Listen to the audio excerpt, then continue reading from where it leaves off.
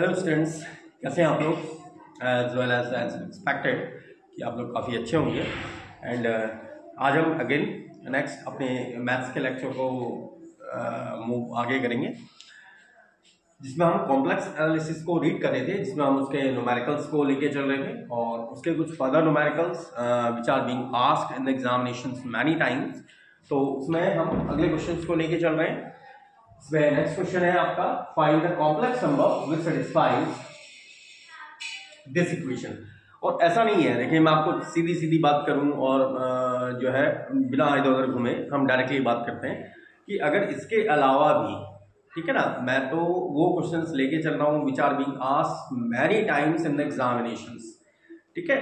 लेकिन इसके अलावा भी अगर ऐसा कोई क्वेश्चन होता है जो एग्जाम में आ रहा है और प्लस यहाँ पर अगर नहीं कराया जा रहा है, तो आप उससे उस चीज़ के बारे में कंसल्ट कर सकते हैं और you can ask me directly with in the comment section, ठीक है।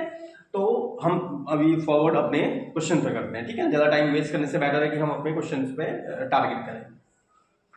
तो हमारा क्या था, find the complex number which satisfies. उस कॉम्प्लेक्स नंबर को फाइंड आउट करिए जो इस इक्वेशन को सेटिस्फाई करता हो। तो आपके पास यहाँ पर कितनी दी गई है, दो इक्वेशंस दी गई हैं।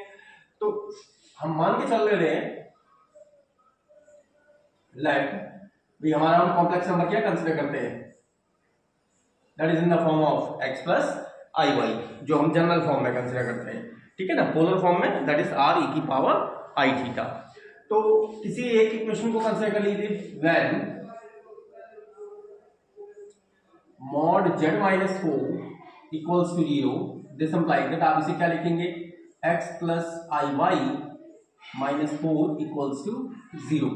तो इसको पेयरिंग फॉर्म में कर दीजिए, जो रियल नंबर है इसको रियल के साथ, that is x minus 4 plus i y equals to 0। अब मैंने आपको बताया था कि अगर हमारे पास कोई कॉम्प्लेक्स नंबर है, if I am using this space for rough work, मैं केवल इसको रफ वर्क के लिए यूज कर रहा हूं। मैंने आपको क्या समझाया था, अगर हमारे पास कोई complex number x plus i y है तो इसके मॉड को आप किस तरह से लिखते हैं, that is under root x square plus y square. और यहां पर अगर आप थोड़ा सा नोटिस करें तो x के स्थान पर कौन है, x minus i Y, sorry x minus 4, और y के स्थान पर है केवल इंडिविजुअली y। तो इसका मतलब this equation can be done as x minus 4 का whole square plus y square and that is equals to 0। Squaring कर दीजिए दोनों side and we will find out x minus 4 का square plus y square and that is equals to 0। That one is alpha 1। और second equation क्या दी है, and second equation मुझे दी है x z minus i minus z plus 5i that equals to 0। इसी को आप क्या लिख सकते हैं, it can be written as z minus i equals to z plus 5i। z जो हमने कॉम्प्लेक्स नंबर कंसीडर किया था उसको अगेन प्लेस कर देने, x plus i y minus i is equal to x plus i y plus 5i। इसमें भी जो वेरिएबल रियल है उसको रियल के साथ, जो इमेजिनरी है उसको इमेजिनरी के साथ कंबाइन कर रहे हैं, that is x plus i and it is y minus 1 that is equals to x plus i and that is equals to y plus 5। तो यहां पर भी अगर आप नोटिस करें फिर से देखो, x के स्थान पर x है, y के स्थान पर कौन आ रहा है मेरा, y minus 1। Here it is x के स्थान पर x, y के स्थान पर y प्लस 5। तो यहां पर आप इस वैल्यू को क्या लिख सकते हैं, that can be written as x square plus y minus 1 का whole square and that is equals to x square plus y plus 5 का होल स्क्वायर। इट कैन, तो यहां पर जो अंडूड है, अंडूड आप दोनों साइड से स्क्वायरिंग करेंगे तो स्क्वायरिंग करने पर the under root will be cancelled out from both sides. तो ये आपके पास क्या बन गया, x square plus Y minus 1 का whole square and it will become x square plus Y plus 5 का होल स्क्वायर। x स्क्वायर और x स्क्वायर दोनों साइड से देखो डायरेक्टली कैंसिल हो रहे हैं। अगर कैंसिल हो रहे हैं तो दिस इंप्लाइज दैट आप इसे क्या लिख सकते हैं,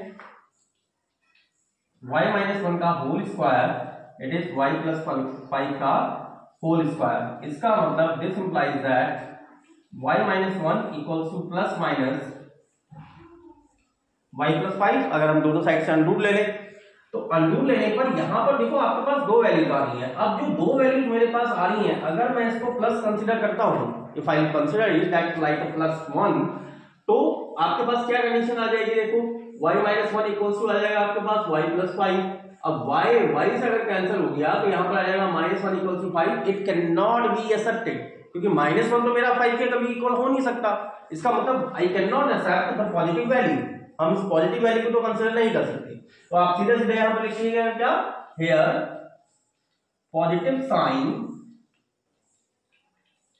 कांट एक्सेप्टेड। तो अगर पॉजिटिव साइन एक्सेप्टेड नहीं है, इसका मतलब डेफिनेट है कि हम माइनस वाले साइन को लेकर चलेंगे, that will be minus y plus 5। और ये आपके पास क्या आ गया, y minus equals to minus y और minus 5। This implies that 2y equals to minus 5 plus 1 and that is 2y equals to minus 4, या फिर y इक्वल्स टू आ गया आपके पास माइनस 2। और y की वैल्यू अगर माइनस 2 है, when y equals to minus 2, तो आपके पास जो एक इक्वेशन हमने फाइंड आउट कर दी from alpha 1, then from alpha 1 हमारे पास कंडीशन क्या बनी, x माइनस 4 का whole square plus y square. y की वैल्यू कितनी है मेरे पास, minus 2, that is 4 and it is equals to 0। तो आप इसको ओपन कर सकते हैं, इट कैन बी ओपन। तो ये बन गया आपके पास X square plus 16 minus 8x plus 4 equals to 0। It is x square minus 8x plus 20 equals to 0। तो यहां पर देखो x की मेरे पास आप सिंपली क्या कैलकुलेट कर सकते हो, x की मेरे पास दो वैल्यूज आएंगी, ठीक है। x की मेरे पास कितनी वैल्यूज आएंगी, दो वैल्यूज, और इसको आप सीधा सिंपली किसके थ्रू सॉल्व कर सकते हैं, by the formula of Dharacharya. तो धराचार्य अप्लाई कर दीजिए, x equals to minus b means 8 plus minus under root b square that is 64 minus 4 ac 1 into 20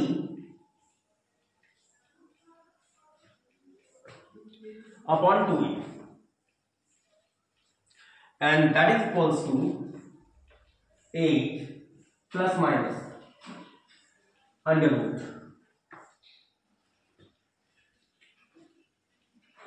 और ये हमारे पास क्या वैल्यू आ रही है, 64 माइनस 80। और ये मेरे पास कैसी वैल्यू आ रही है, 64 में से अगर मैं 80 माइनस करूं, b स्क्वायर माइनस 4ac, हाँ बिल्कुल ठीक चल रहे हैं। तो 64 माइनस 80, 64 माइनस 80 कहने का मतलब हो गया आपका 64 प्लस 6 दैट इज 70 और माइनस का 16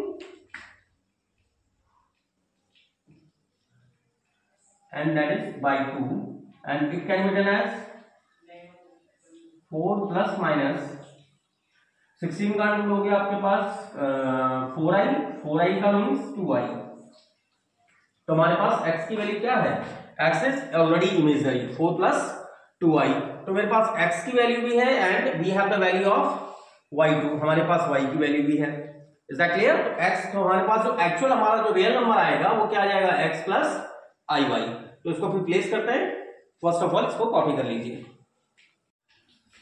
as well as we have obtain, जो हमने प्राप्त किया था, x equals to 4 plus minus 2i and y equals to minus 2। तो हमारा जो कॉम्प्लेक्स नंबर था, हमारा कॉम्प्लेक्स नंबर क्या था, इसका मतलब z की वैल्यू आप क्या लिख सकते हैं, that is x plus iy, जो हमने कंसिडर करी थी x plus iy।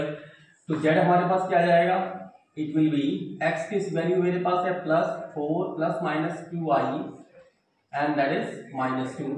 It will be, ये माइनस 2 that is a pure real number, ये मेरे पास एक प्योर रियल नंबर है।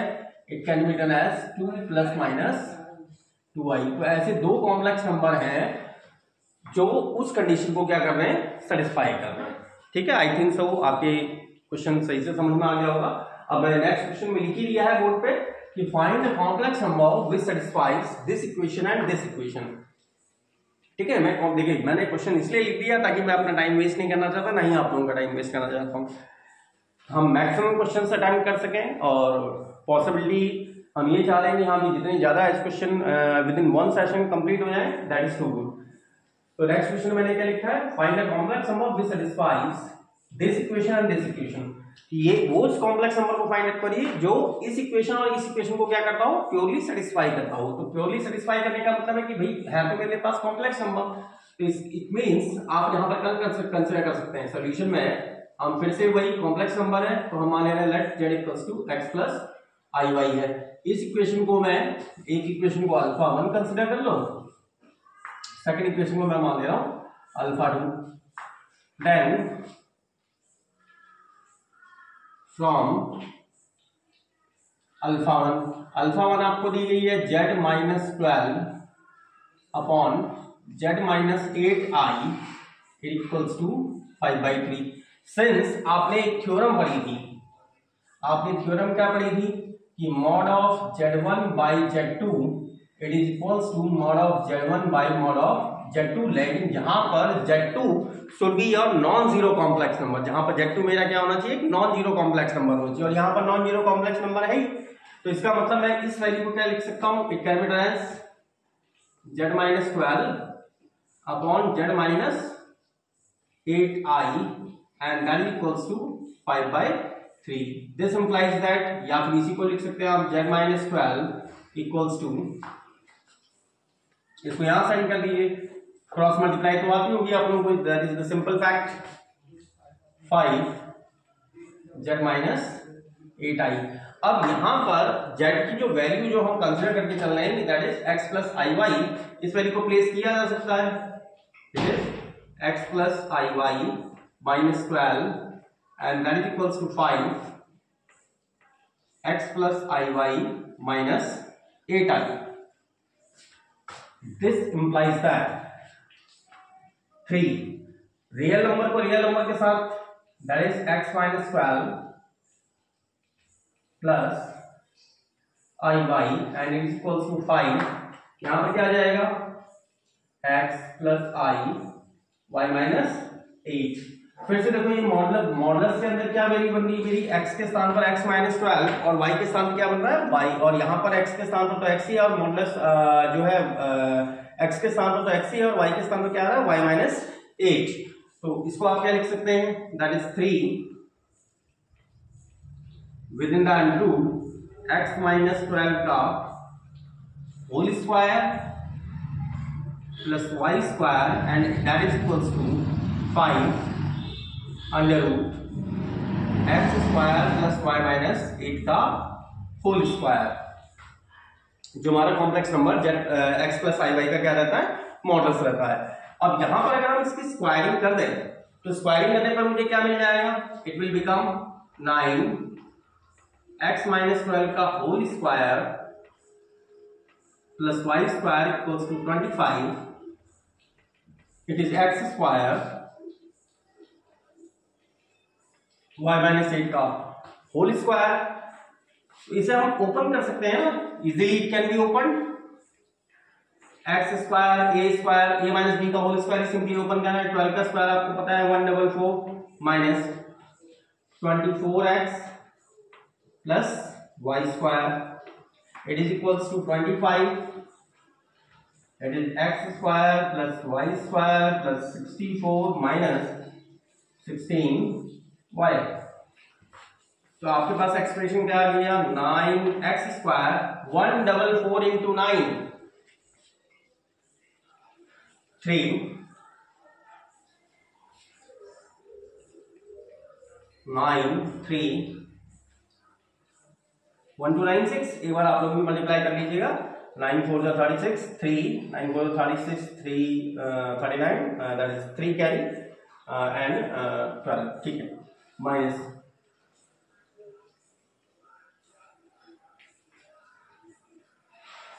216x plus 9y square equals to 25x square 25y square plus 25 into 64, 25 into 4, that is 100, and remaining is 10. 25 6 that is 150, 150 plus 10, 160. I think so that is correct. 25 into 4, that is 100, carries 10. 25 6 that is 150 and 100. ठीक है, minus 16 5 का 80, 8 carry, that is 400 and that is equals to y. तो आप इस term को चाहे इधर ले जा लो, चाहे इस टर्म को इधर ले आओ, यानी अब मैं ये सारे फंक्शन को वहां पहुंचा दे रहा हूं। तो 25 minus 9, 25 minus 9 that is 16x square, 25x square minus 9x square. Is that clear? That is 16x square, 25y square minus 9y square. Again it is 16y square, 400y minus 400y, और इसको अगर उस time उस side ले जाएगा तो it will become 216 of x and 1600 minus 1296, 1600 minus 1296, it is 4 and that is 0, 5 minus 2 and 5 minus 2 that is 3, it will become 304 plus 304. I think तो सारे हमारे टर्म कंप्लीट हो गए। 25 माइनस ये भी कंप्लीट, 9y ये भी कंप्लीट हो गया, 400y complete and 216 complete and remaining term is also complete. तो यहाँ पर एक थोड़ा सा नोटिस करिए कि क्या हमारा जो यहाँ पर टर्म आ रहा है, क्या ये पूरी इक्वेशन 4 से डिवाइड होती है? हाँ, 4 से डिवाइड होती है भाई। तो उसको क्या लिख सकते हैं हम? 4x square 4y square that is 100y 54x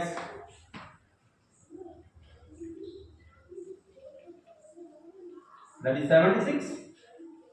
एक बार और आई थिंक सो ये 4 से कंप्लीट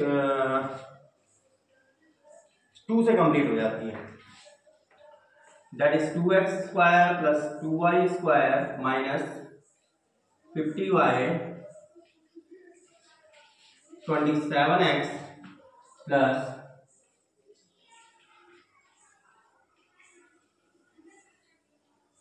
38, और इसको हम मान ले रहे हैं अल्फा 1। फिर इसके बाद सॉल्व करेंगे किसको?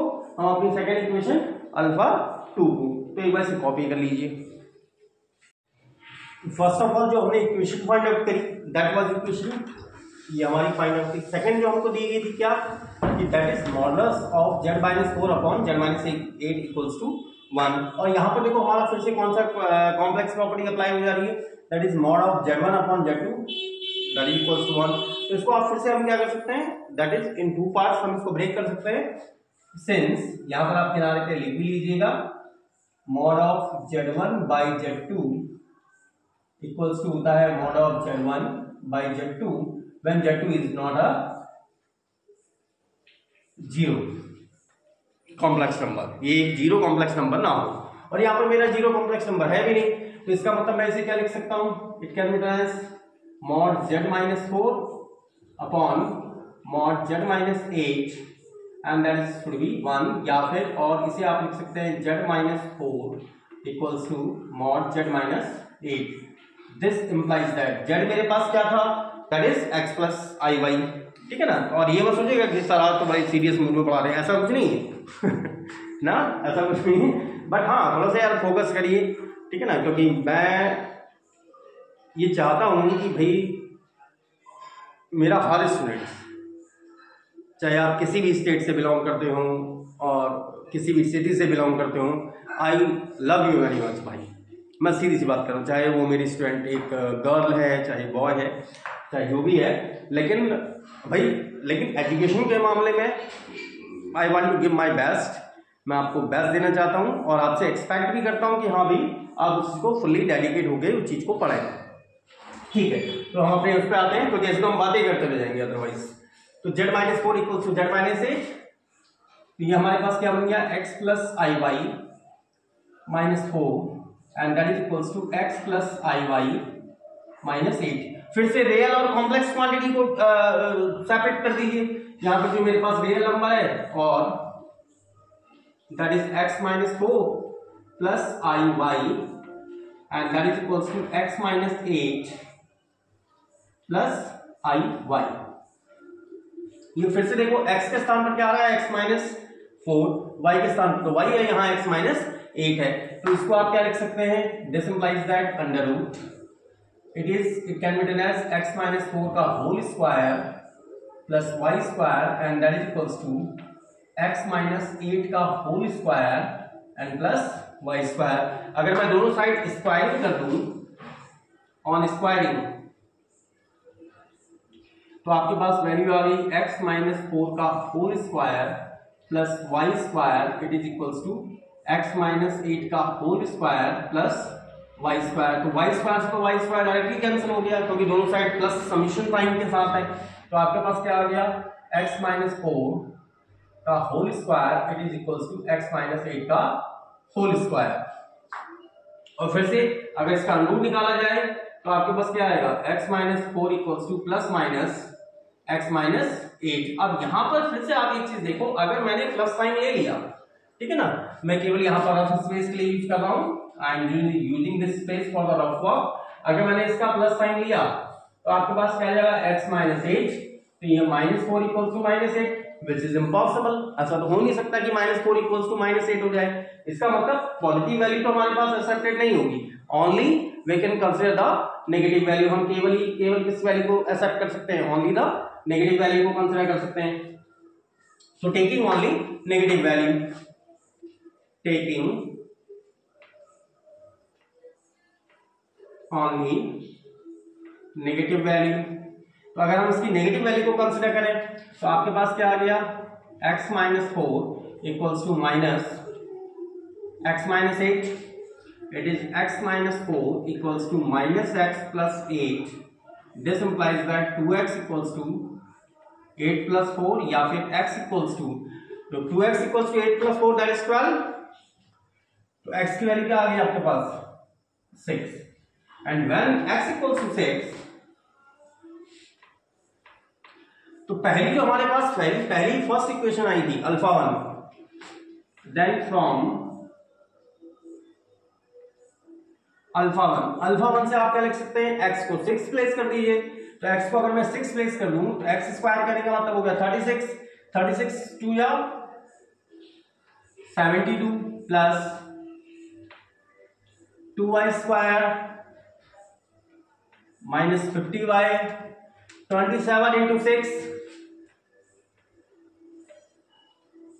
यार इतने लंबे टेबल तो मुझे भी नहीं आती, ठीक है ना, तो हम इसको डायरेक्टली वैसे लिख रहे हैं, प्लस 30 इक्वल्स टू 0। तो हमारे पास एक्सप्रेशन क्या बन रहा है, 2y स्क्वायर माइनस 50y, अब प्लस यहां पर थोड़ा सा इसको ऐड कर दीजिए, 27 6 जा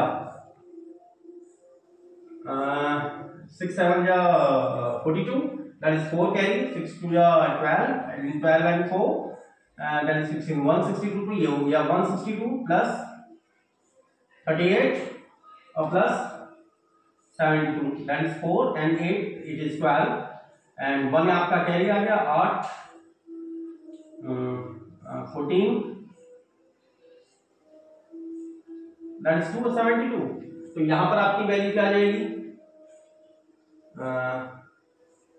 it is 272 and equals to 0। तो इसको आप डिवाइड तो कर ही सकते हैं, बाकी रेस्ट ऑफ टर्म तो सारे कांस्टेंट है, हमने इसको भी सॉल्व कर दिया है।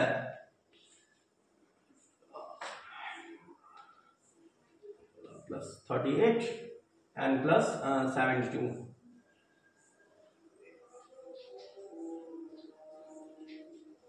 हाँ 272।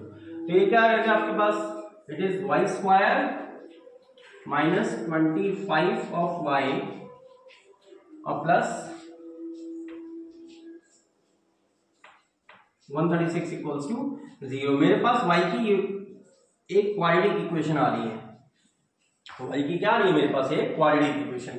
तो इस क्वाड्रेटिक इक्वेशन को सॉल्व करने के लिए फिर से हम क्या अप्लाई कर सकते हैं, बाय धराचारी फॉर्मूले को हम अप्लाई कर सकते हैं। इसका मतलब मेरे पास y की वैल्यू क्या आ जाएगी, y equals to minus B plus minus B square कहने का मीन्स हो गया 25 whole square minus 4a into C की वैल्यू 136 अपॉन 2a। तो y वैल्यू एक मेरे पास बीच पहुंच गई कितनी, 25 प्लस माइनस अंडर रूट 25 का whole square, I think so it is 625,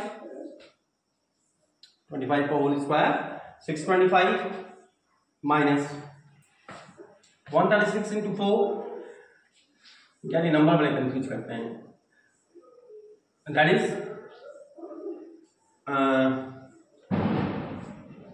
4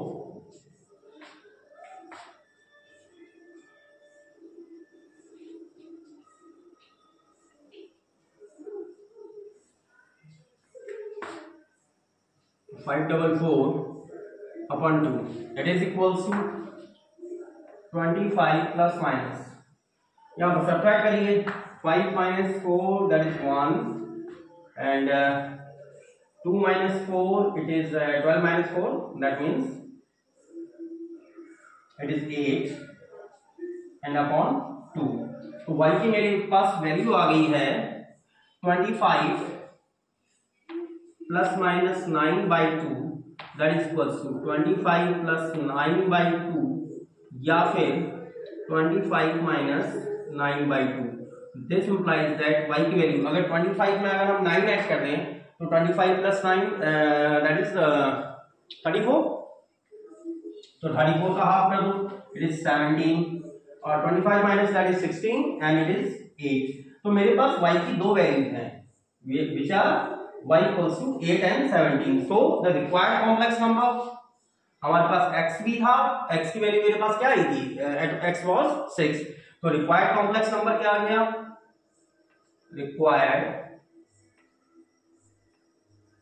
complex number is z equals to the x plus iy and that is equals to 6 plus एक बार 8 ले लीजिए 8i and second 6 plus 17i। तो दो ऐसे complex number हैं विच satisfies both of the equations. I hope so आपके calculation सही से समझ में आई होगी। एक बार इसको कॉपी कर लीजिए, then we are going on the next question. तो नेक्स्ट क्वेश्चन को लेके चल रहे हैं।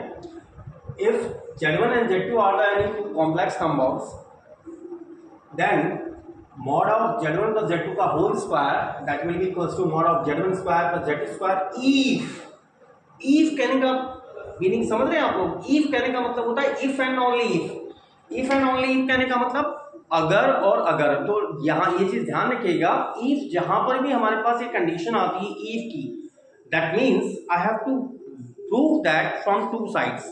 मीन टू से दैट अगर मैं इसको 2 कंसीडर कर रहा हूं कि mod of Z1 plus Z2 का होल स्क्वायर इसको 2 मान रहा हूं, I shall have to prove that Z1 Z2 whole bar is a pure complex number. तो मुझे ये प्रूव करना पड़ेगा कि ये एक प्योर कॉम्प्लेक्स नंबर है। एंड सेकंड वन थिंग जो मैंने क्या कहा था आपसे, 2 साइड्स में मुझे प्रूव करना है। तो सेकंड वन थिंग, अगर मैं इसको एक प्योर कॉम्प्लेक्स नंबर मान के चल रहा हूं, अगर मैं इस नंबर को एक प्योर कॉम्प्लेक्स नंबर मान के चल रहा हूं, तो मुझे क्या प्रूफ करना पड़ेगा, दैट इज दिस वन। तो आप इसको किस तरह से कंसीडर कर सकते हैं, पार्ट 1 एंड पार्ट 2। अगर आप इसको 2 मान रहे हैं then you shall have to prove that Z1 Z2 का whole bar is a pure complex number, ये प्योर कॉम्प्लेक्स नंबर है। और अगर हम ये सेकंड पार्ट में क्या मानेंगे कि अगर ये मेरे पास प्योर कॉम्प्लेक्स नंबर है या फिर प्योर इमेजिनरी नंबर है, तो you shall have to prove that this one. तो इसको प्रूव करने के लिए हम पहले तो फर्स्ट ऑफ ऑल तो यही चीज लेके चल रहे हैं कि let Z1 and Z2 are any two complex numbers, ये कोई भी दो कॉम्प्लेक्स नंबर्स हैं, एंड लेट, तो पहली बार में मैं कंसिडर कर ले रहा हूं mod of Z1 plus Z2 का whole square, it is mod of Z1 square plus mod of Z2 square. अभी मैंने ये कंसिडर कर दिया, तो मुझे क्या प्रूव करना पड़ेगा, Z1 Z2 का होल, Z1 Z2 का भाग, ये क्या है, एक प्योर कॉम्प्लेक्स नंबर है। टू प्रूव, ये मेरा पार्ट 1 चल रहा है अभी, Z1 Z2 bar is a pure complex number कहिए या फिर इमेजिनरी नंबर, एक प्योर इमेजिनरी नंबर है। देखें, since if mod of Z1 plus Z2 का होल स्क्वायर आपको दिया गया है mod of Z1 square plus mod of Z2 square, आपने क्या रीड किया था, but we have read as we know, ये चीज मैं पहले जब मैंने कॉम्प्लेक्स नंबर्स की प्रॉपर्टीज आपको कराई थी तो वहां पर मैंने एक चीज वेरीफाई करी थी, मॉड ऑफ Z का स्क्वायर क्या होता है, Z बार, Z यहाँ पर कॉम्प्लेक्स नंबर है क्या है, x plus i y, Z bar कहने का मतलब x माइनस आई वाई, तो a square plus b square करोगे तो a square plus b square क्या आ जाएगा, x square plus y square, which is mod of Z का होल स्क्वायर। तो ये फॉर्म वही तो दी गई है आपको, तो इसका मतलब आप इसे क्या लिख सकते हैं, this implies that you can write it as Z1 plus Z2 plus Z1 plus Z2 का whole bar, it is equals to mod of Z1 square plus mod of Z2 square, it is Z1 plus Z2, इसको क्या लिख सकते हैं, Z1 bar plus Z2 bar, it is mod of Z1 square plus mod of Z2 square. अब यहां पर इसकी product कर दीजिए, that is Z1 bar plus Z1 Z2 bar, Z2 का bar plus Z1 bar plus Z2 bar, it is mod of Z1 square plus mod of Z2 square. अच्छा, mod of Z square क्या था, Z बार था। यहां पर एक चीज notice करो, Z1 बार को आप क्या लिखेंगे, इसका मतलब ये क्या है, mod of Z1 square plus Z1 Z2 bar plus Z1 bar plus Z2 bar को, it is mod of Z2 का square according to this expression, इस एक्सप्रेशन के अनुसार। तो आपके पास वैल्यू आ गई again mod of Z1 square and it is mod of Z2 square. तो आपके पास कौन से टर्म्स कैंसिल हो रहे हैं, these terms are cancelling to one order, ये टर्म्स एक दूसरे को कैंसिल कर दे रहे हैं। तो हमारे पास आ गया क्या, Z1 Z2 bar plus Z1 bar equals to 0। अब यहां पर थोड़ा सा एक चीज नोटिस करिए कि अगर मैं इस नंबर का कॉम्प्लेक्स कंजुगेट फाइंड आउट करूं, ठीक है ना, प्योर इमेजिनरी नंबर का मतलब क्या होता है, चलिए मैं इसी स्पेस को रफ वर्क के लिए यूज कर ले रहा हूं। अगर मेरे पास प्योर कॉम्प्लेक्स नंबर है, प्योर कॉम्प्लेक्स नंबर जिसमें मैंने आर्गुमेंट और ये सब चीजें आपको बताई थी, उसमें बताया भी था आपको कि प्योर कॉम्प्लेक्स नंबर क्या है, क्योंकि जनरल कॉम्प्लेक्स नंबर को आप कैसे लिखते हैं, x plus i Y. Pure real number हो गया आपके पास जब मैं z को केवल x कंसीडर कर रहा हूं, मतलब उसका इमेजिनरी पार्ट है ही नहीं। और जब हम प्योर कॉम्प्लेक्स नंबर की बात करें तो प्योर कॉम्प्लेक्स नंबर किस तरह से, आई वाई। और प्योर कॉम्प्लेक्स नंबर का अगर मैं कंजुगेट निकालूं तो कंजुगेट कहने का मतलब क्या था, जो मैंने आपको बताया था कि i के स्थान पर केवल आपको क्या करना है, माइनस आई प्लेस करना है, तो माइनस आई वाई। और अगर आप किसी प्योर कॉम्प्लेक्स नंबर को उसके कंजुगेट के साथ ऐड करें तो ये वैल्यू हमेशा क्या आएगी, 0 आएगी। सेम यहां पर अगर एक चीज कंसीडर करो, अगर Z1 Z2 बार मेरे पास एक कॉम्प्लेक्स नंबर है, इसका अगर मैं कंजुगेट निकालना चाहूं तो कंजुगेट कैसे निकालोगे, Z1 Z2 बार का whole bar, it will be Z1 Z2 bar का whole bar, it will be Z1 bar और Z2 बार का बार। Z2 बार पहले ही Z2 का कॉम्प्लेक्स कंजुगेट है और उसका भी कॉम्प्लेक्स कंजुगेट निकालोगे, दैट विल बिकम Z2। तो ये एक्सप्रेशन देखो, यहां पर ये एक्सप्रेशन और ये एक्सप्रेशन सेम ही तो है भाई। Z1 Z2 बार का Z1 Z2 Z2 बार का अगर मैंने कॉम्प्लेक्स कंजुगेट फाइंड आउट किया तो Z2 Z1 bar that is Z2 Z1 बार। इसका मतलब आप इसे क्या लिख सकते हैं, it can be written as Z1 Z2 bar plus Z1 Z2 bar का होल बार इक्वल्स टू 0। अब अगर ये नंबर इसके साथ ऐड करके अगर 0 दे रहा है, और ऐसा कब पॉसिबल है, जब कॉम्प्लेक्स नंबर अपने ही कॉम्प्लेक्स कंजुगेट के साथ ऐड हो रहा है तो ही आपको वैल्यू क्या होगी, 0 होगी। और कब वैल्यू 0 होगी, क्यों, क्योंकि जब ये नंबर z क्या हो, प्योरली कॉम्प्लेक्स नंबर हो, प्योरली इमेजिनरी नंबर हो, क्योंकि प्योर इमेजिनरी होने पर ही ये 0 देगा। अगर रियल जो है आपका एक जनरल कॉम्प्लेक्स नंबर होता तो जनरल कॉम्प्लेक्स नंबर में तो क्या आता है x प्लस आई वाई, और उसका बार आ जाता है मेरे पास x माइनस आई वाई, और उन दोनों को अगर मैं ऐड करता इट विल बी 2x, मतलब real part of 2 into real part of z आ जाता। लेकिन यहां पर आपके पास Z1 Z2 बार प्लस ये जो Z2 Z1 बार है, Z1 Z2 बार है, इसका कॉम्प्लेक्स कंजुगेट क्या है, यही नंबर तो है। तो अगर इन दोनों को ऐड करने पर मुझे 0 मिल रहा है, इसका मतलब ये कैसा नंबर है, this implies that Z1 Z2 bar is a pure complex और प्योर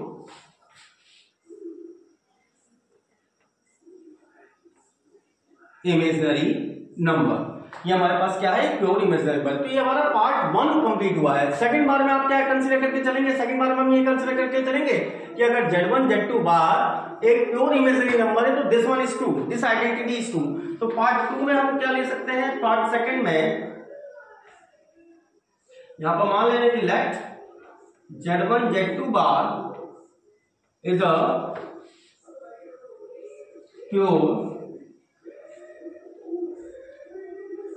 इमेजिनरी नंबर। अगर ये प्योर इमेजिनरी नंबर है तो अगर ये प्योर इमेजिनरी नंबर है, इसका मतलब Z1 Z2 bar plus Z1 Z2 bar का whole bar that should be 0 होना चाहिए।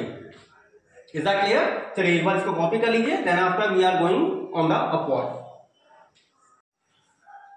तो टू प्रूव हमारे पास क्या आ गया, mod of Z1 plus Z2 का whole square equal to Z1 square plus Z2 square, क्योंकि पार्ट सेकंड में हमने ठीक उसका रिवर्स लेना था। और हमारे पास अभी क्या है, Z1 Z2 का होल Z1 Z2 का बार is a pure imaginary number. ठीक है, तो इसका सिंपल सा वेरिफिकेशन है,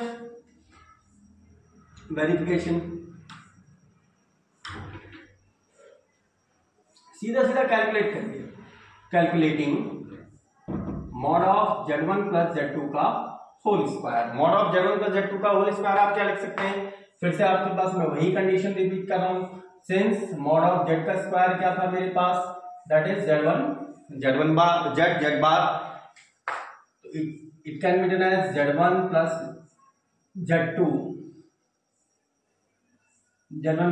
का whole bar. It can be writed like this Z1 Z2, और इसको ओपन कर दीजिए, that is Z1 bar plus Z2 bar, into करिए Z1 bar plus Z1 Z2 bar plus Z1 bar plus Z2 bar, and according to this condition Z1 bar को आप क्या लिखेंगे, it can be written as Z1 square, इसको क्या लिख सकते हैं, that is mod of Z2 square plus यहां पर आपके पास कंडीशन आ रही है Z1 Z2 bar plus Z1 बार। अच्छा, सिंस अभी आपको दिया गया था, क्या दिया गया था कि Z1 Z2 bar is a pure imaginary number.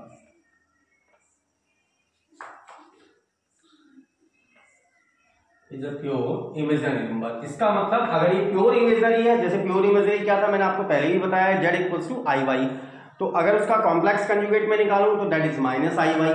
तो अगर प्योर इमेजिनरी नंबर को उसके कॉम्प्लेक्स कंजुगेट के साथ ऐड कर दिया जाए, मतलब आई वाई को माइनस आई वाई के साथ अगर मैं ऐड कर रहा हूं तो मेरे पास आउटपुट क्या आएगा, डेफिनेटली 0 आएगा।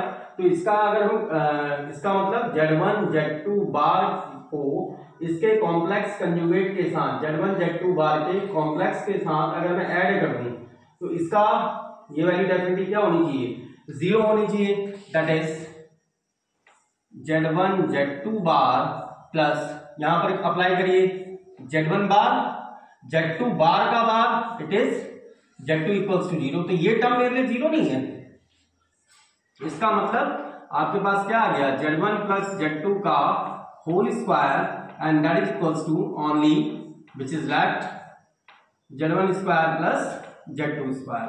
तो आपकी दोनों साइड्स क्या हो गई हैं, सॉल्व हो चुकी हैं। तो किस तरह से, तो ध्यान रखिएगा जब भी आपके पास इफ की कंडीशन आएगी, इफ या फिर इफ एंड ओनली इफ लिखा हो, ठीक है ना, IFF लिखा हो, इफ करके लिखा हो या फिर इफ एंड ओनली इफ लिखा हो, then you will have to solve it from two parts. अगर हम पहले पार्ट को ट्रू कंसीडर कर रहे हैं देन आपको सेकंड पार्ट प्रूव करना पड़ेगा, एंड सेकंड पार्ट को अगर ट्रू कंसीडर कर रहे हैं then I have to solve the first part, मुझे उसके सेकंड फर्स्ट पार्ट को सॉल्व करना पड़ेगा। चलिए इसका नेक्स्ट क्वेश्चन ले लेते हैं। If Z1 and Z2 are any two complex number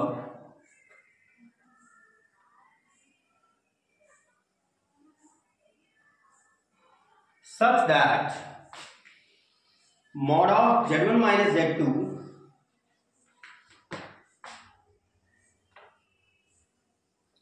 upon 1 minus Z1 bar Z2 less than equals to 1. This implies that mod of Z1 is less than 1 or 1 is greater than mod of Z2। तो आपके question को अगर समझ में आ गया होगा कि Z1 और Z2 अगर कोई दो कॉम्प्लेक्स नंबर है किस तरह से जो इस कंडीशन को सेटिस्फाई कर रहे हैं, तो either this condition is true और दिस कंडीशन इज ट्रू, या तो ये कंडीशन सही है या फिर ये कंडीशन सही है, और Z1 Z2 दोनों ही मेरे क्या है, कॉम्प्लेक्स नंबर है। तो हम पहले इसी को ले लेते हैं जो आपको दी गई कंडीशन है, ठीक है ना। गिवन आपको दिया गया है mod of Z1 minus Z2 upon 1 minus Z1 bar Z2 is less than 1। फिर से देखो ये क्या बन रहा है, ये पूरा मेरे पास Z1 है, ये पूरा Z2 है, तो एंटायर मॉड के अंदर है Z1 बाय Z2, और आपको पता है mod of Z1 by Z2 का आप क्या लिख सकते हैं, दोनों को सेपरेट कर सकते हैं। तो इसका मतलब आप इसे लिख सकते हैं mod of Z1 minus Z2 upon mod of 1 minus Z1 minus Z2 is less than equals to 1. This implies that Z1 minus Z2 is less than 1 minus Z1 bar Z2. Is that clear? तो मैं इसकी squaring कर दे रहा हूं दोनों side first of all को।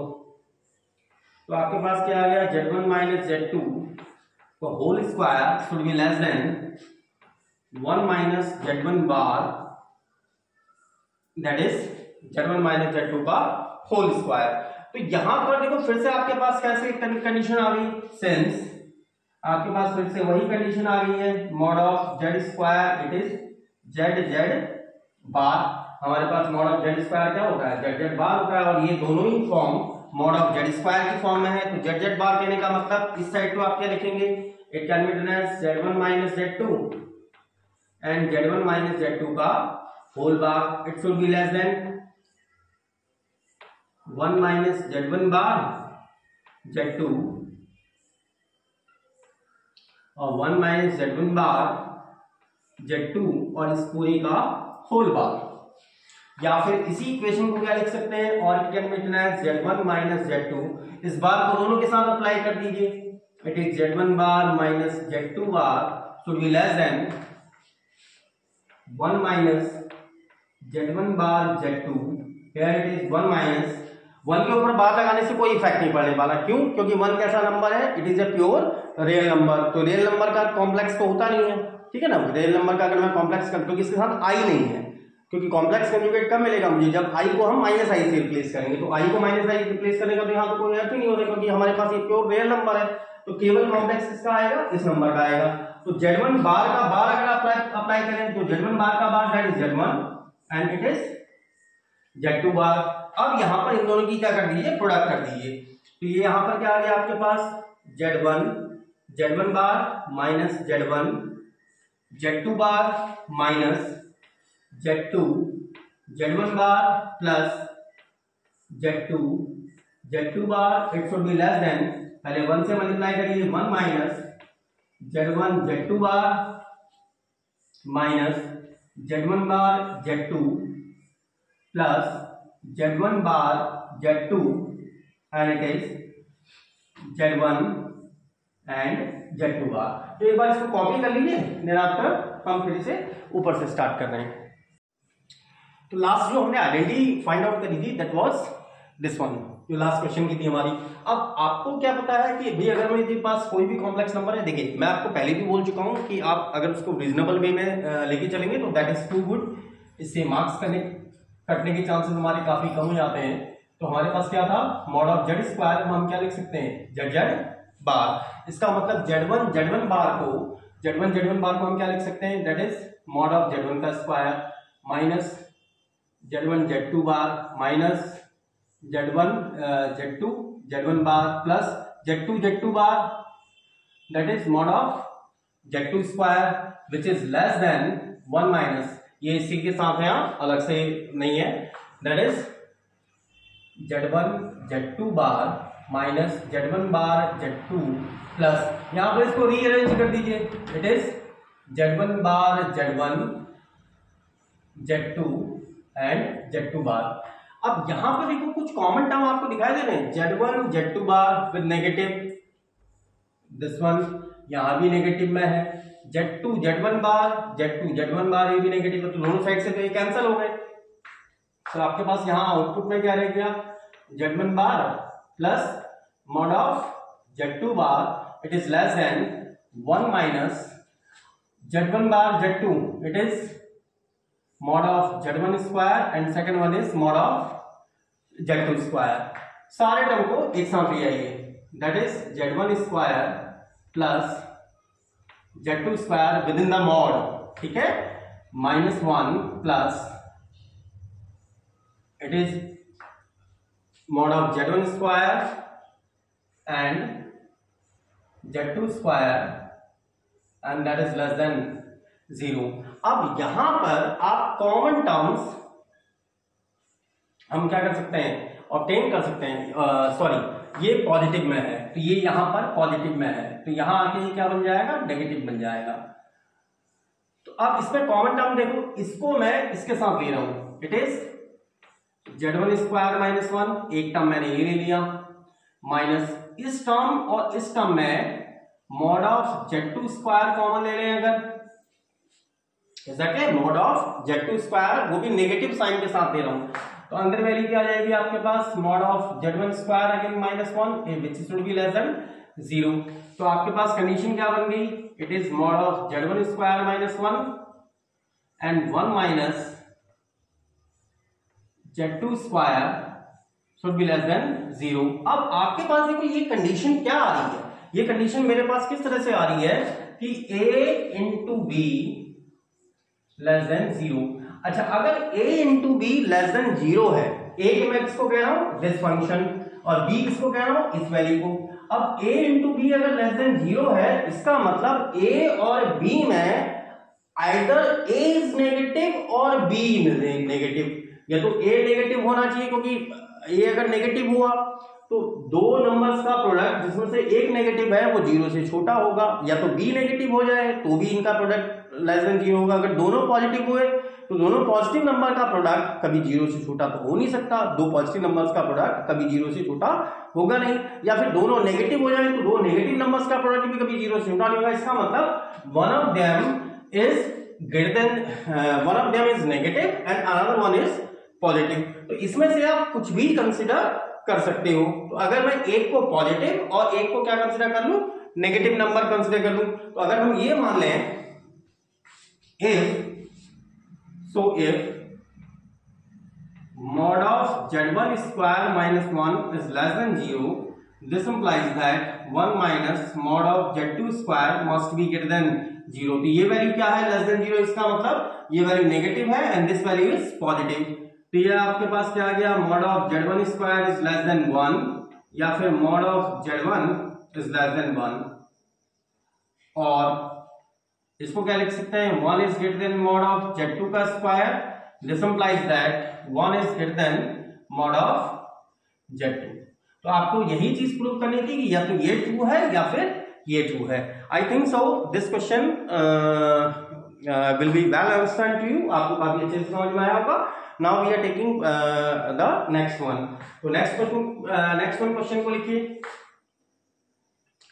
If, और मैं यहां पर आपको पहले ही बता चुका हूं कि हम यहां पर कौन से क्वेश्चंस को लेके चल रहे हैं। We are taking those questions which are being asked in the graduation level and also for BTech engineering, वहां पर भी क्वेश्चंस कई बार पूछे गए हैं, तो इसलिए इस चीज को थोड़ा सा प्रॉपर वे में समझिएगा। और हाँ, इसके अलावा मैं आपको पहले भी कई बार मल्टीपल टाइम्स इस चीज को बोल चुका हूं कि अगर आपको फिर भी कोई किसी भी क्वेश्चन में अगर फर्दर कंफ्यूजन होता है, either that belongs from mathematics और belongs from physics, then I am ready to answer you and I will do my level best to resolve your problem. ठीक है ना, मैं अपनी तरफ से फुल कोशिश करूंगा कि अभी आपको अपना बेस्ट देने की कोशिश करूंगा कि आपको वो चीज प्रॉपर्ली समझ में आ जाए।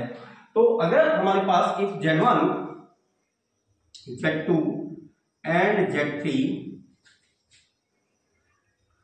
are the vertex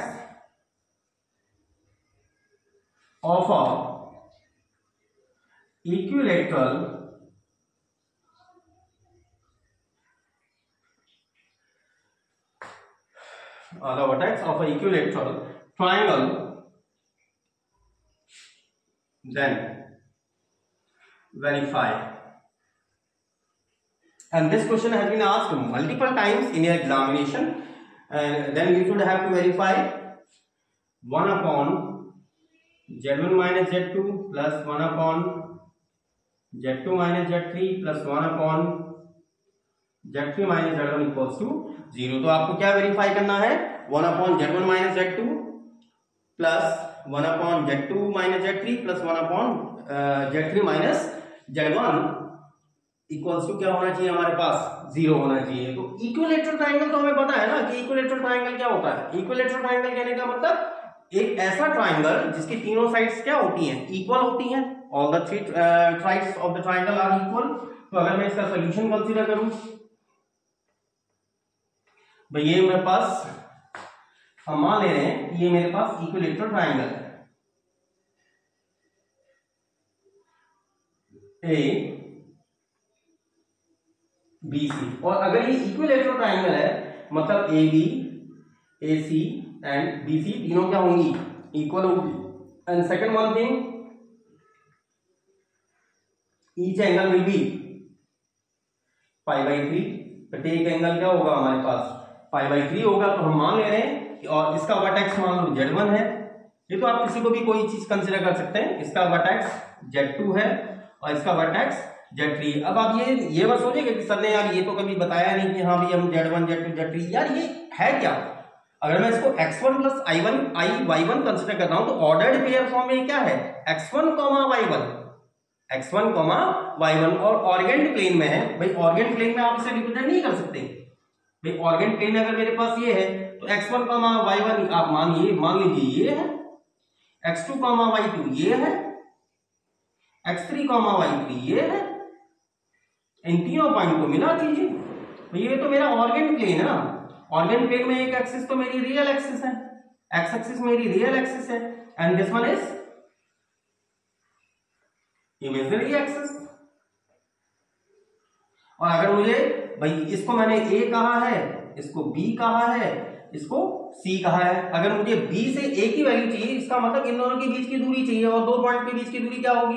अगर मुझे ए बी निकालना है, इसका मतलब Z2 माइनस Z1, इसका मतलब आप क्या करते हैं भाई, अगर मुझे ए बी डिस्टेंस चाहिए तो आप x2 माइनस x1 का square plus y2 minus y1 का स्क्वायर विद इन अंडू, इस तरह से तो लिखते हैं। और अगर BC चाहिए तो x3 माइनस x2 का square plus y3 minus y2 का square, that is BC with in the undo.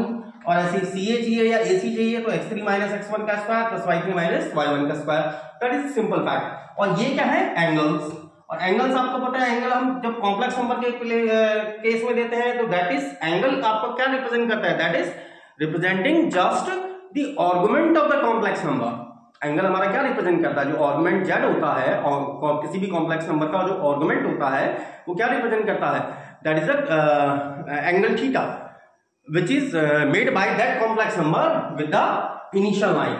Initial line मतलब एक्स एक्सिस के साथ वो कितने का एंगल आपका सबटेंड कर रहा है.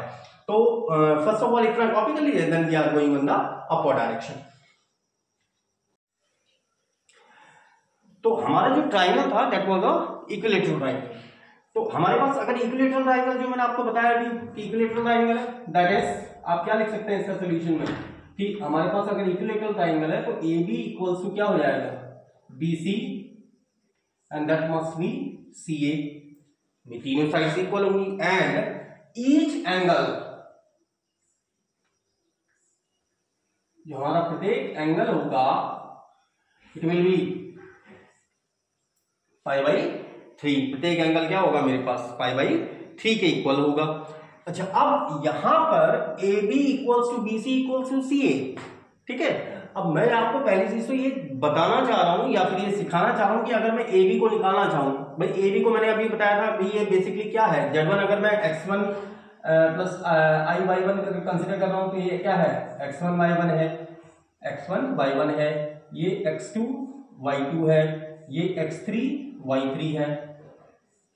तो अगर मैं ए बी निकालना चाहूं हेयर ए बी, इसको आप क्या लिखेंगे, अंडर रूट. बोलिए तो एक बार क्या लिखा जाएगा, ए बी को क्या लिख सकते हैं आप, x2 माइनस x1 का square plus y2 minus y1 का स्क्वायर. और ये बेसिकली है क्या, what is the value of this function, ये बेसिकली है क्या. इसको क्या मैं ऐसा नहीं लिख सकता, that is Z2 minus Z1, क्योंकि अगर आप Z2 माइनस Z1 की अगर वैल्यू फाइंड आउट करें, ये आई am using this space for the rough work, मैं इस स्पेस को केवल रफ वर्क के लिए यूज कर रहा हूं. भाई अगर आप मॉड में Z2 माइनस Z1 को फाइंड आउट करें तो क्या आ जाएगा, x2 plus i y two minus x1 minus i y one and it will be x2 minus x1 plus i y2 minus y1 which is under root x2 minus x1 का whole square plus y2 minus y1 का whole square. तो ये value तो same है ना, तो मैं A B को क्या लिख सकता हूं, मतलब मैंने बी वाले कोऑर्डिनेट से, बी का जो कोऑर्डिनेट था मेरा Z2, उससे मैंने क्या माइनस कर दिया, Z1 को माइनस कर दिया. तो ए बी की वैल्यू है मेरे पास Z2 minus Z1, so we can write. तो आप कैसे लिख सकते हैं, भाई ए बी को आप लिख रहे हैं, ए बी कहने का मतलब है Z2 minus Z1, mod of Z2 minus Z1. I think तो आपके क्लियर हो गया होगा. बी सी को क्या लिख सकता हूं मैं, सी में से बी माइनस कर दो, सी की वैल्यू है Z3 माइनस Z2. इसको क्या लिख सकते हैं, ए सी कहने का मतलब Z1 minus Z3. Second one thing, अल्लाह मुझे यहां पर इस टर्म की जरूरत नहीं है, अल्लाह मुझे यहां पर इस टर्म की जरूरत नहीं है, बट मैं आपको केवल समझाने के लिए, just for the sake of convenience, मैं आपको समझाने बता रहा हूं कि each angle equals to pi by 3 है. एंड भाई अगर मुझे इस एंगल को फाइंड आउट करना है, ठीक है ना, जहां पर ज्यादातर बच्चे मिस्टेक करते हैं, अगर मुझे ये वाला एंगल फाइंड आउट करना है तो किस किस के बीच एंगल है, that is in between line B A and B C. किसके बीच का एंगल है, B A and B C. तो आप इसे क्या लिखेंगे, and argument BA by BC that is pi by 3 which is equals to augment CB by CA that is equals to augment ये वाला बचा AB by AC. अब आप ये मत कहिए कि सर भाई आपने ए बी ऊपर क्यों लिया या ए सी नीचे क्यों लिया, आप यार उल्टा ले लो ना यार, कोई दिक्कत नहीं है, there is no problem at all. क्योंकि अगर A B line A C line के साथ पाई बाई 3 बना रही तो डेफिनेट है कि ए सी लाइन ए बी लाइन के साथ भी तो पाई बाई 3 का ही एंगल बनाएंगे, तो इससे कोई फर्क नहीं पड़ता. बट हाँ, एक चीज आपको यहाँ पर थोड़ा सा नोटिस करने की जरूरत है. अगर मैंने जब एंगल बी की बात कर रहा था तो B A by B C ही लिया मैंने, A B by B C नहीं लिया. क्यों, क्योंकि मेरा एंगल कहां पर सबटेंड हो रहा है, it is subtending at a point B. ये मेरा एंगल बी पॉइंट पर सबटेंड हो रहा है, जहां पर सी सबटेंड हो रहा है. जब मेरा सी का एंगल सबटेंड हो रहा है तो मैंने क्या लिया, सी बी बाई सी ए पर सबटेंड हो रहा है तो ए बी बाई ए सी, इस तरह से कंसीडर किया. मैं और आपको बता चुका हूं कि अल्फा मुझे यहां पर इसकी जरूरत नहीं पड़ रही है. अच्छा, फ्रॉम अल्फा मैं मान ले रहा हूं लेट Z1 माइनस Z2 कुछ भी कंसिडर कर लीजिए अल्फा से Z3 माइनस Z2 इसको मैंने मान लिया बीटा से and Z1 minus Z3 it is gamma से। This implies that alpha plus beta plus gamma, अगर मैं इन तीनों को ऐड कर दूं, इन तीनों को ऐड करूंगा तो आपके पास देखो क्या कंडीशन आ जाएगी, Z1 minus Z2 plus Z3 minus Z2 Z1 minus Z2 और सॉरी Z2 माइनस Z1, मैंने उल्टा लिख दिया शायद, Z2 minus Z1, Z3 minus Z2 को beta and Z1 minus Z3 को गामा, तो ये Z2 माइनस Z1 है जो इसको मैंने अल्फा कर दिया, that is second one thing Z3 minus Z2 and third one is Z1 minus Z3। अगर हम इनको ऐड करें तो देखो Z1 से Z1 कैंसिल हो जा रहा है, Z2 से Z2 कैंसिल हो जा रहा है, Z3 से Z3, तो ये मेरे पास क्या आ रही है 0, विच इज मतलब alpha plus beta plus gamma ये वैल्यू 0 है, तो इसका मतलब दिस इंप्लाइज दैट प्लस आप क्या लिख सकते हैं alpha plus beta plus gamma, it is clear, इसका होल बार भी 0 होगा, इसका होल बार भी 0 होगा, इसका मतलब आप क्या लिख सकते हैं alpha bar plus beta bar plus gamma bar it should be 0। अब आपने जो कंसीडर किया था भाई, इसको आपने अल्फा कंसीडर किया था, इसको बीटा कंसीडर किया था, इसको गामा कंसीडर किया था, from equation alpha, equation alpha. अब मैं इक्वेशन अल्फा की बात कर रहा हूं, आपके पास कंडीशन क्या है, mod of alpha mod of beta mod of gamma तीनों बराबर है, तीनों बराबर है, तो इसका मतलब डेफिनेटली ये कुछ ना कुछ कांस्टेंट वैल्यू है which is a scalar quantity, scalar quantity मतलब प्योरली एक रियल नंबर है, तो अभी हम जब भी किसी कॉम्प्लेक्स नंबर का मॉडुलस अगर फाइंड आउट करते हैं तो मेरे पास कैसा नंबर आ जाता है, एक रियल नंबर आ जाता है, तो इसको अगर मैं k कंसीडर कर ले रहा हूं से, इसका मतलब mod of alpha square mod of beta square mod of gamma square it is k square, ये k स्क्वायर के बराबर होगा, इसको कुछ और मान लो m से, क्योंकि स्केलर वैल्यू का स्क्वायर करने पर फिर से आपका कुछ ना कुछ वैल्यू आ जाएगी, दैट इज के mod of alpha square, complex quantity का अगर आप मॉड निकाल लें जेड स्क्वायर, ये क्या होता है जेड जेड बार, इसका मतलब आप इसे क्या लिखेंगे, it can be written as alpha alpha bar beta beta bar it is gamma gamma bar and that is equals to m। इसका मतलब दिस इंप्लाइज दैट आप अल्फा बार को क्या लिख सकते हो, अगर अल्फा अल्फा बार को मैं m से कंपेयर कर दूं, इस अल्फा अल्फा बार को m से m के साथ इक्वेट करूं, तो अल्फा बार की मेरे पास वैल्यू क्या आ गई m upon alpha, beta bar की वैल्यू आ गई m upon beta and gamma bar की वैल्यू आ गई m अपॉन गामा। इसका मतलब फ्रॉम S1 आपके पास कंडीशन थी alpha bar plus beta bar plus gamma bar that is 0, ये वैल्यू मेरे पास 0 थी, इसका मतलब this implies that m upon alpha m upon gamma और m upon beta plus m upon gamma equal to m तो एक स्केलर क्वांटिटी है, it is a pure real number, ये मेरे पास प्योर रियल नंबर है, तो आप क्या लिख सकते हैं 1 upon alpha plus 1 upon beta plus 1 upon gamma should be 0। 1 upon alpha means 1 upon alpha की वैल्यू क्या थी Z2 minus Z1 upon beta Z3 minus Z2 gamma Z1 minus Z3 and that is 0। और आई think सो हमें यही चीज क्या करनी थी, वेरीफाई करनी थी, और आई होप सो आपको ये क्वेश्चन प्रॉपर्ली क्लियर हुआ होगा, तो एक बार इसको कॉपी कर लीजिए, then we are going on the next question. Now here is the next question. अब यहाँ पर हमारा नेक्स्ट क्वेश्चन देखिए हमसे क्या कह रहा है, so that the origin and the points representing the roots of the equation, मतलब ओरिजिन प्लस इस इक्वेशन के रूट्स जो आपको देख सेकंड क्वाड्रेटिक इक्वेशन है, क्वाड्रेटिक इक्वेशन के roots forms a equilateral triangle.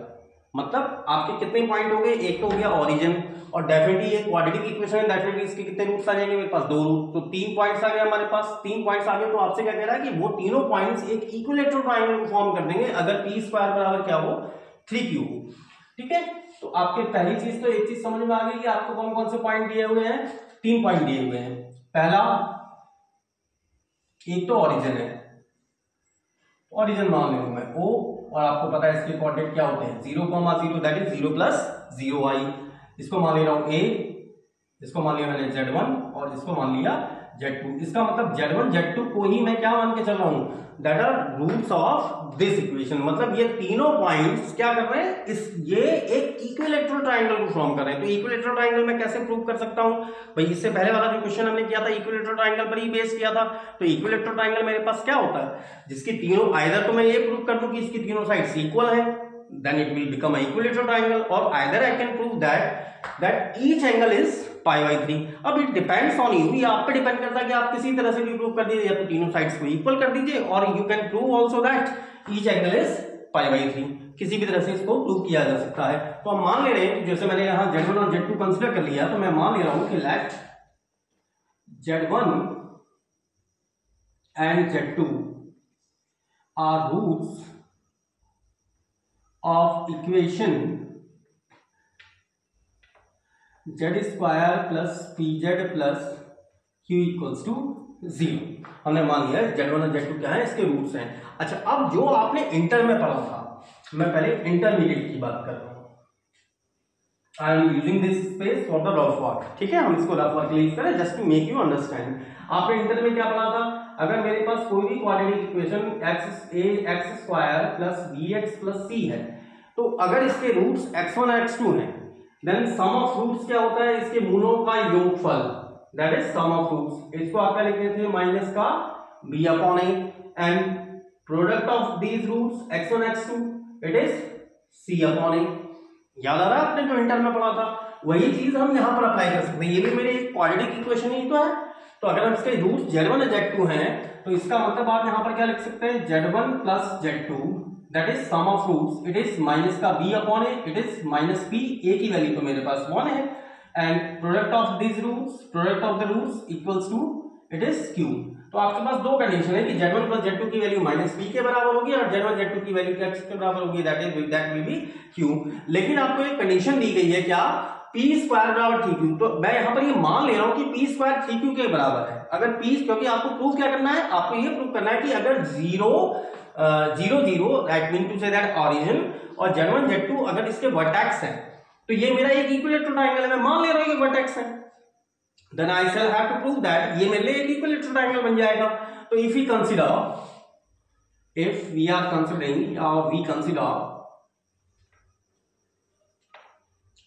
p² equals to 3q, तो आपके पास कंडीशन क्या आ गई, Z1 प्लस Z2 का स्क्वायर, देखो p² करने का मतलब ये आ गया, it will be Z1 Z2 will be 3।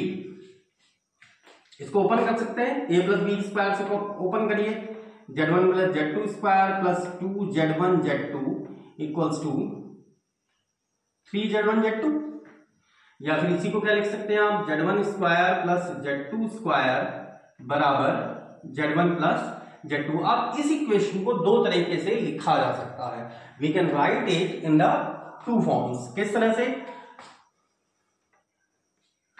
Equation alpha can be written as, मैं इसको किस तरह से लिख सकता हूं,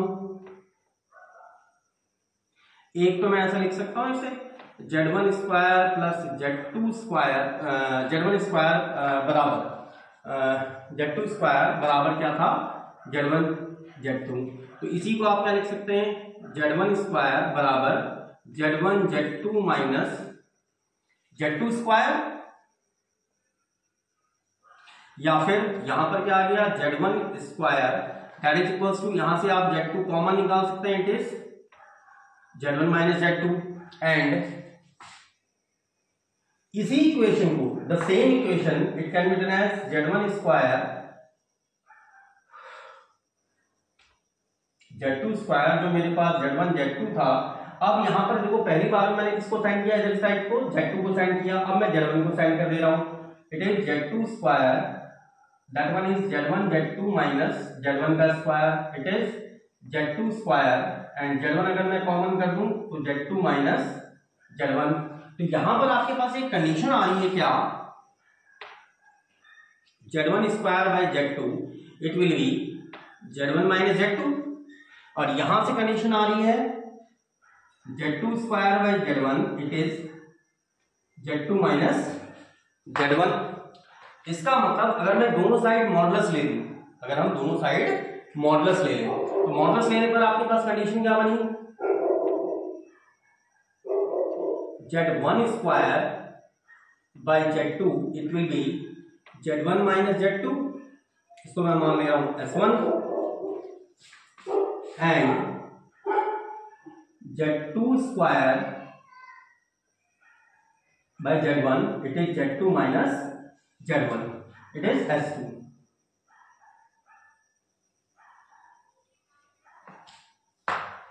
अब आप Z1 माइनस Z2 का मॉडुलस निकालें या Z2 माइनस Z1 का मॉडुलस निकालें, क्योंकि ये चीज अगर आपके समझ में आ रही है तो बहुत अच्छी बात है, नहीं आ रही समझ में तो मैं वैसे ही बता दे रहा हूं कि अगर मैं देखो, अगर हम यहाँ पर, ये मैं केवल रफ वर्क के लिए बता रहा हूँ, हाँ ये ध्यान रखिएगा, इसको आपको कॉपी नहीं करना, केवल आपको कन्वीनियंस के लिए। भाई अगर Z1 में x1 प्लस iy1 कंसिडर कर लूं, Z2 में x2 प्लस iy2 कंसिडर कर लूं, इसका मतलब आपके पास Z1 माइनस Z2 मॉडुलस ये क्या आ जाएगा, x1 plus iy1 minus x2 minus iy2, और अगर आप इसे ओपन करेंगे it will B x1 minus x2 का square plus y1 minus y2 का स्क्वायर। और यही चीज अगर मैं Z2 माइनस Z1 कैलकुलेट करूं it will be x2 plus iy2 minus x1 minus iy1, it will be under root x2 minus x1 का square plus y2 minus y1 का square. और स्क्वायरिंग के अंदर चाहे मैं x1 माइनस x2 का square करें या फिर x2 माइनस x1 का स्क्वायर, में फर्क पड़ने वाला है, 2 का स्क्वायर या माइनस 2 का स्क्वायर बोथ आर इक्वल। इसका मतलब ये s1 और s2 एग्जैक्टली क्या है, आइडेंटिकल है, एग्जैक्टली मेरे लिए क्या है, दोनों वैल्यूज आइडेंटिकल है। तो इन दोनों को हम क्या कर सकते हैं, इक्वेट कर सकते हैं। मतलब ये वाला जो, अगर मेरी लेफ्ट हैंड साइड इक्वल है, इसका मतलब राइट हैंड साइड भी क्या होनी चाहिए, इक्वल होनी चाहिए। तो ये बस कॉपी कर लीजिए फटाफट। तो लास्ट हमने जो ऑब्टेन किया था दैट वाज दिस वन। तो इसका मतलब ये दोनों इक्वेशन से मेरे लिए क्या है, एग्जैक्टली आइडेंटिकल है। तो एग्जैक्टली अगर आइडेंटिकल है तो इसका मतलब मैं क्या लिख सकता हूं, this implies that mod of Z1 minus Z2 बराबर Z2 माइनस Z1 था। It can be written as Z1 square by Z2, it can be written as Z2 square by Z1। Since आपने क्या रीड किया है, you have read mod of Z1 by Z2, इन दोनों के mod को आप सेपरेट कर सकते हैं, Z1 bye mod of Z2, दोनों मॉड सेपरेट किया जा सकते हैं। इसका मतलब Z1 square by Z2 it can be written as Z2 square by mod of Z1। अच्छा, इसी को आप ऐसा भी लिख सकते हैं, it can be written as mod of Z1 का स्क्वायर। अब इसमें कंफ्यूज मत होना यार, देखो मैंने यहां पर क्या लिखा है, मॉड Z1 का स्क्वायर, पहले Z1 का स्क्वायर है उसका मॉड है, और यहां पर मॉड Z1 का स्क्वायर है। दोनों में डिफरेंस समझ में आ रहा है आपको, यहां Z1 के स्क्वायर का मॉड है, यहां Z1 का मॉड का स्क्वायर है, और दोनों वैल्यू इक्वल होती हैं। अगर आपके समझ में नहीं आ रहा तो मैं इस क्वेश्चन के बाद उस चीज को वेरीफाई कर दे रहा हूं। तो ये वैल्यू आ गई Z1 का स्क्वायर अपॉन Z2, इसलिए कंफ्यूज मत होना बिल्कुल भी, that is mod of Z2 का square upon that is mod of Z1। इसी वैल्यू को आप क्या लिख सकते हैं, this implies that mod of Z1 का cube it is mod of Z2 का क्यूब, या फिर मॉड ऑफ Z1 बराबर मॉड ऑफ Z2। अच्छा, अगर mod of Z1 mod of Z2 के बराबर है, किसी भी इक्वेशन को पकड़ लो, चाहे इस इक्वेशन को फ्रॉम या फिर इस इक्वेशन किसी भी इक्वेशन को ले लीजिए। थस फ्रॉम इस इक्वेशन को ले लीजिए, मैं मान ले रहा हूं ये इक्वेशन S1 है, फ्रॉम S1, अच्छा फ्रॉम S1 लिख दिया, एक फ्रॉम इसको काट दीजिए, फ्रॉम S1। तो आपके पास ये क्या है, that is mod of Z1 का स्क्वायर एंड अपॉन में mod of Z2, it is Z1 minus Z2। तो आप इसे क्या लिखेंगे, mod ऑफ Z1 का square, it is mod of Z1 और mod ऑफ Z1 Z2 के बराबर ही है, तो इसको mod ऑफ Z1 का स्क्वायर, इसका मतलब mod of Z1 upon mod of Z2, it will B mod of Z1 minus Z2। तो ये कैंसिल हो गया, तो आपके पास क्या आ गया, mod of Z1 it should B Z1 minus Z2। 10 हमारे पास क्या condition I, mod of Z1 बराबर है mod ऑफ Z2, या Z1 माइनस Z2 लिख दो या Z1 माइनस Z2, किसी तरह से लिख लें इनको, क्योंकि मॉडुलस के अंदर चेंज करने पर कोई भी इफेक्ट नहीं पड़ता, and equals to mod of Z2। तो ये जो लाइन है ना, ये लाइन मुझे क्या बता रही है, क्योंकि हमारा जो ट्राइंगल था, हमारा ट्राइंगल क्या था, हमारा ट्राइंगल ये था, इसका एक पॉइंट तो ओरिजिन था, दैट वाज 00, एक पॉइंट था A व्हिच वाज Z1, एक पॉइंट था B व्हिच वाज Z2। अगर मैं AO निकाल रहा हूं तो इस AO की वैल्यू कितनी होगी, mod of Z1 minus 0, it is mod of Z1। इसकी वैल्यू कितनी होगी, it will B mod of Z1 minus Z2। इसकी वैल्यू क्या होगी, mod ऑफ Z2, क्योंकि ये B में से 0 माइनस करेंगे, दैट इज mod 2। अगर तीनों साइड्स इक्वल हैं, इसका मतलब this implies that triangle OAB is a equilateral triangle. तो आई थिंक सो आपको ये क्वेश्चन सही से समझ में आया होगा। अच्छा, जो लास्ट आपसे कह रहा था कि mod ऑफ Z1 का स्क्वायर और mod Z1 का स्क्वायर दोनों बराबर होते हैं। किस तरह से बराबर होते हैं, देखो, इफ अगर मैं Z को मान लूं x plus IY, just for the sake of convenience, तो mod Z, ये वैल्यू क्या आती है आपको पता है ना, it is x square plus y square. इसका मतलब mod ऑफ Z का होल स्क्वायर आप क्या लिखेंगे, it is x square plus y square.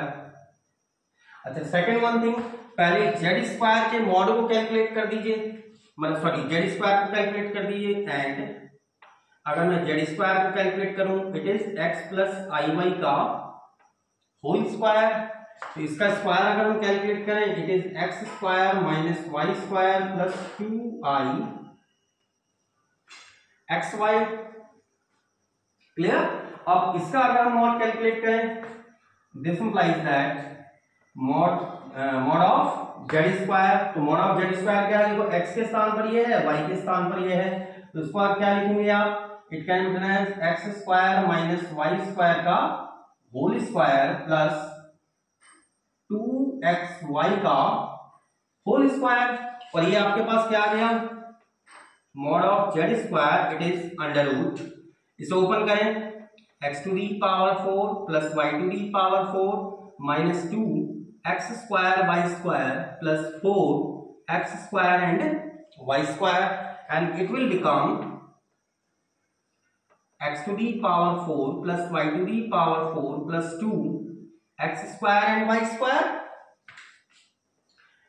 अब आप इसी का लिख सकते हैं, देखो ये आपका x square plus y square का होल स्क्वायर ही तो है, इस स्क्वायरिंग से and root cancel out, that is x square plus y square. तो ये वैल्यू कोई अलग थोड़ा है, ये भी तो mod Z का स्क्वायर ही था। तो आप Z mod ऑफ, तो आपके पास यहाँ पर देखो कंडीशन क्या आ रही है कि mod ऑफ Z स्क्वायर को आप mod Z का स्क्वायर लिख सकते हैं, एंड आई होप सो आपको ये चीज सही से समझ में आई होगी। स्टिल इसके बाद भी अगर कोई कंफ्यूजन है तो इससे डेफिनेटली पूछेगा।